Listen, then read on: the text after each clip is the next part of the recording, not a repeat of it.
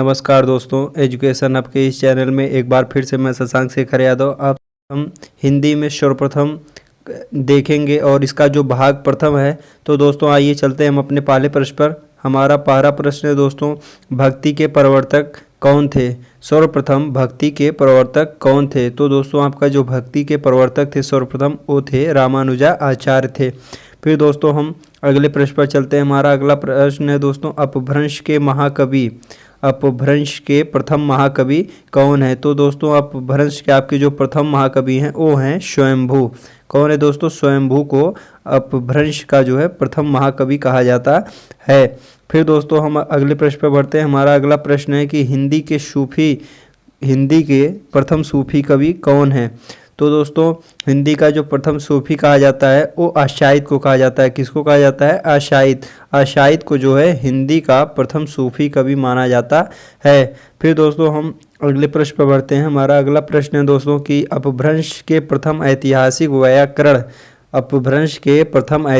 व्याकरण कौन है? तो दोस्तों हेमचंद्र जो हैं, हेमचंद्र को अपभ्रंश का प्रथम ऐतिहासिक व्याकरण कहा जाता है।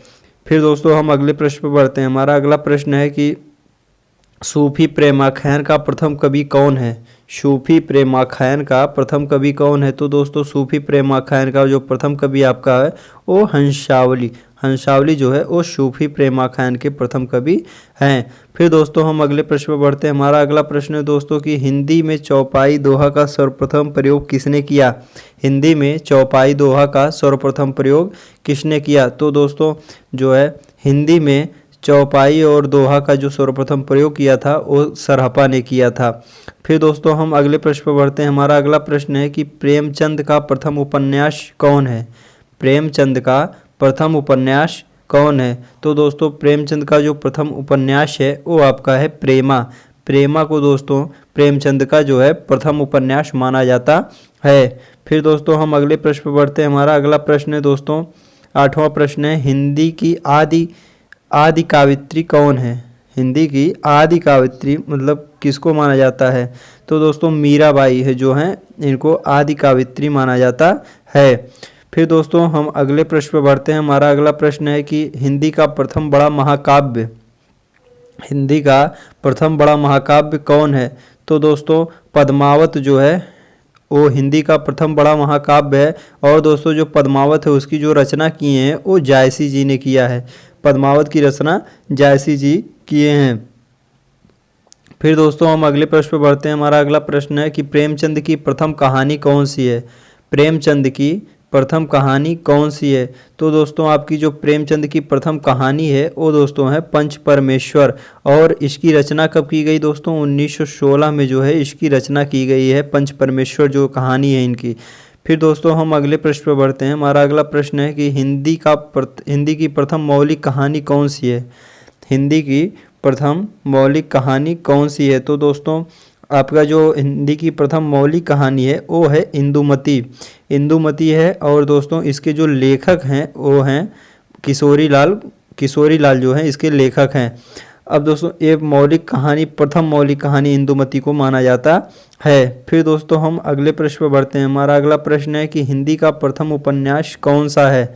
हिंदी का प्रथम उपन्यास कौन सा है? तो दोस्तों हिंदी का जो प्रथम उपन्यास है वो आपका है परीक्षा गुरु। क्या है दोस्तों? परीक्षा गुरु। और इसके जो लेखक हैं वो हैं आपके लाला श्रीनिवास दास जी। फिर दोस्तों हम अगले प्रश्न पर बढ़ते हैं। हमारा अगला प्रश्न है कि हिंदी की प्रथम कहानी लेखिका कौन है? हिंदी की प्रथम कहानी लेखिका कौन है? तो दोस्तों बंग महिला जो हैं, बंग महिला ये हिंदी की जो है प्रथम कहानी मतलब है। और इनका जो मतलब लिखे हैं वो राजेंद्र बाला घोष जी ने लिखा है। फिर दोस्तों हम अगले प्रश्न पर बढ़ते हैं। हमारा अगला प्रश्न है कि हिंदी का प्रथम मौलिक नाटक कौन सा है? हिंदी का प्रथम मौलिक नाटक कौन है? तो दोस्तों आपका जो हिंदी का प्रथम मौलिक नाटक है वो आपका नहुष है। और इसके जो लेखक हैं दोस्तों वो हैं गोपाल चंद्र। कौन है दोस्तों? गोपाल चंद्र जो हैं वो नहुष प्रथम मौलिक नाटक जो है उसके लेखक है। फिर दोस्तों हम अगले प्रश्न पर बढ़ते हैं। हमारा अगला प्रश्न है दोस्तों कि हिंदी का प्रथम अभिनीत नाटक कौन है? हिंदी का प्रथम वो मौलिक नाटक था और दोस्तों ये अभिनीत नाटक है कि हिंदी का प्रथम अभिनीत नाटक कौन है। तो दोस्तों जानकी मंगल जो है ये है आपका, और इसका जो रचना किए हैं वो है शीतला प्रसाद त्रिपाठी किए हैं। फिर दोस्तों हम अगले प्रश्न पर बढ़ते हैं। हमारा अगला प्रश्न है कि नई कहानी की प्रथम कृति कौन सी है। नई कहानी की प्रथम कृति कौन सी है। तो दोस्तों परिंदे, परिंदे जो है ये नई कहानी की प्रथम कृति है और इसके जो लेखक हैं दोस्तों, रचनाकार जो हैं, ये आपके निर्मल वर्मा जी हैं। फिर दोस्तों हम अगले प्रश्न पर बढ़ते हैं। हमारा अगला प्रश्न है कि अवहट्ट का सर्वप्रथम प्रयोग किसने किया। अवहट्ट का सर्वप्रथम प्रयोग किसने किया। तो दोस्तों विद्यापति ने जो है अवहट्ट का सर्वप्रथम प्रयोग किया था। और किस रचना में किया था। तो दोस्तों कीर्तिलता जो है ये रचना है अब विद्यापति जी की, और कीर्तिलता में ही विद्यापति जी ने अवहट्ट का सर्वप्रथम प्रयोग किया।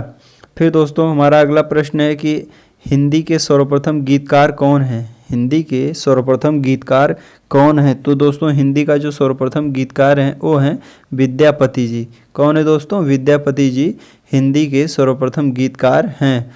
फिर दोस्तों हम अगले प्रश्न पर बढ़ते हैं। हमारा अगला प्रश्न है कि प्रथम हिंदी वेबसाइट कौन सी है। प्रथम हिंदी वेबसाइट कौन सी है। तो दोस्तों वेब दुनिया जो है ये हिंदी की जो है प्रथम वेबसाइट थी, और इसको जो निर्माण किया गया वो 1999 में निर्माण किया गया था। फिर दोस्तों हम अगले प्रश्न पर बढ़ते हैं। हमारा अगला प्रश्न है कि खड़ी बोली का प्रथम महाकाव्य कौन है। खड़ी बोली का प्रथम महाकाव्य कौन है। तो दोस्तों खड़ी बोली का जो प्रथम महाकाव्य है वो है प्रिय प्रवास। क्या है दोस्तों। प्रिय प्रवास जो है वो खड़ी बोली का प्रथम महाकाव्य है। फिर दोस्तों हम अगले प्रश्न पर चलते हैं। हमारा अगला प्रश्न है कि छायावाद की प्रथम कृति कौन है। छायावाद की प्रथम कृति कौन है। तो दोस्तों आपका जो छायावाद की प्रथम कृति है वो है झरना। क्या दोस्तों। झरना है, और इसका जो मतलब रचना की गई वो 1918 में की गई। कब की गई है दोस्तों। 1918 में। फिर दोस्तों हम अगले प्रश्न पर चलते हैं। हमारा अगला प्रश्न है कि महादेवी वर्मा की प्रथम काव्य कृति कौन है। महादेवी वर्मा की प्रथम काव्य कृति कौन है। तो दोस्तों निहार जो रचना है महादेवी की ये प्रथम जो है काव्य कृति है, और इसका जो रचना की गई वो 1930 में की गई। कब की गई दोस्तों। 1930 में जो है इसकी रचना की गई है। फिर दोस्तों हम अगले प्रश्न पर बढ़ते हैं। हमारा अगला प्रश्न है कि जयशंकर प्रसाद की प्रथम काव्य कृति कौन है। जयशंकर प्रसाद की प्रथम काव्य कृति कौन है। तो दोस्तों उर्वशी जो है ये आपका जयशंकर प्रसाद की प्रथम काव्य कृति है, और इसकी रचना जो है 1909 में की गई। कब की गई दोस्तों। 1909 में की गई है। फिर दोस्तों हम अगले प्रश्न पर बढ़ते हैं।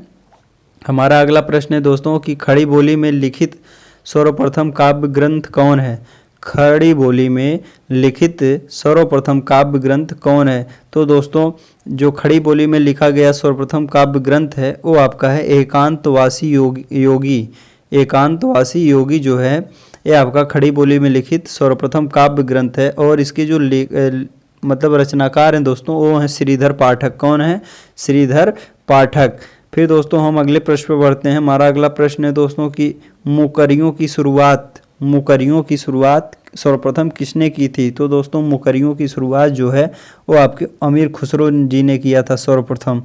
फिर दोस्तों हम अगले प्रश्न पर बढ़ते हैं। हमारा अगला प्रश्न है किस भक्ति काव्य का सबसे प्रसिद्ध काव्य कौन सा है। तो दोस्तों सूरसागर जो है ये आपका कृष्ण भक्ति काव्य का सबसे प्रसिद्ध काव्य है, और दोस्तों यह सूरदास द्वारा जो है रचित है। फिर दोस्तों हम अगले प्रश्न पर बढ़ते हैं। हमारा अगला प्रश्न है कि राम भक्ति काव्य का सबसे प्रसिद्ध काव्य कौन सा है। तो दोस्तों राम भक्ति काव्य का जो सबसे प्रसिद्ध काव्य है वो है रामचरितमानस, और इसकी जो रचना की है दोस्तों वो तुलसीदास जी द्वारा रचना किया गया है। फिर दोस्तों हम अगले प्रश्न पर बढ़ते हैं। हमारा अगला प्रश्न है कि खड़ी बोली के प्रथम स्वच्छंदतावादी कवि कौन है। खड़ी बोली के प्रथम स्वच्छंदतावादी कवि कौन है। तो दोस्तों आपका जो श्रीधर पाठक हैं इनको जो है खड़ी बोली का प्रथम स्वच्छंदतावादी कवि माना जाता है। फिर दोस्तों हम अगले प्रश्न पर चलते हैं। हमारा अगला प्रश्न है कि मुक्तक छंद का सर्वप्रथम प्रयोगकर्ता कौन है। मुक्तक छंद का सर्वप्रथम प्रयोगकर्ता कौन है। तो दोस्तों मुक्तक छंद का जो है सर्वप्रथम प्रयोग जो है वो निराला जी ने किया था।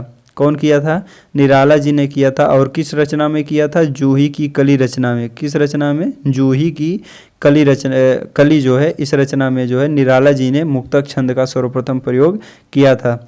फिर दोस्तों हम अगले प्रश्न पर बढ़ते हैं। हमारा अगला प्रश्न है कि 30वां प्रश्न है कि सुमित्रा नंदन पंत की प्रथम कहानी कौन सी है? सुमित्रा नंदन पंत की प्रथम कहानी कौन सी है?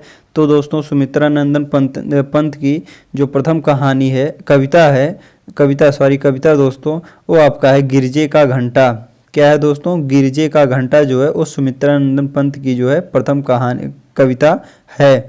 फिर दोस्तों हम अगले प्रश्न पर चलते हैं। हमारा अगला प्रश्न है कि प्रयोगवाद शब्द का प्रथम प्रयोग किसने किया? तो दोस्तों नंद दुलारे वाजपेयी ने जो है प्रयोगवाद शब्द का प्रथम प्रयोग किया था। फिर दोस्तों हम अगले प्रश्न पर बढ़ते हैं। हमारा अगला प्रश्न है कि हिंदी का प्रथम कवि कौन है? हिंदी का प्रथम कवि कौन है? तो दोस्तों हिंदी का जो प्रथम कवि हैं वो है आपके हैं शरहप्पा, और इनको 9वीं सदी में माना जाता है। किस सदी में दोस्तों? 9वीं सदी में जो है माना जाता है। फिर दोस्तों हम अगले प्रश्न पर बढ़ते हैं। हमारा अगला प्रश्न है कि हिंदी की प्रथम रचना कौन है?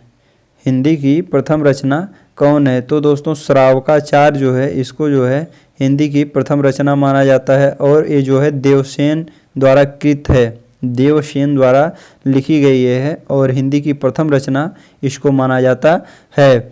फिर दोस्तों हम अगले प्रश्न पर बढ़ते हैं। हमारा अगला प्रश्न है कि अज्ञेय की प्रथम काव्य कृति कौन सी है? अज्ञेय की प्रथम काव्य कृति कौन सी है? तो दोस्तों भग्नदूत जो है ये आपकी अज्ञेय की प्रथम काव्य कृति है। फिर दोस्तों हम अगले प्रश्न पर बढ़ते हैं। हमारा अगला प्रश्न और अंतिम प्रश्न है दोस्तों कि हिंदी की प्रथम दलित रचना कौन सी है? बहुत महत्वपूर्ण प्रश्न है दोस्तों, एक प्रतियोगी परीक्षाओं में बहुत ही पूछा जाने वाला प्रश्न है कि हिंदी की प्रथम दलित रचना कौन सी है। तो दोस्तों हिंदी की जो आपकी प्रथम दलित रचना है ये आपका है अछूत की शिकायत जो है ये प्रथम दलित रचना मानी जाती है, और इसके जो रचनाकार हैं दोस्तों वो हीरा डोम को जो है इसका रचनाकार माना जाता है।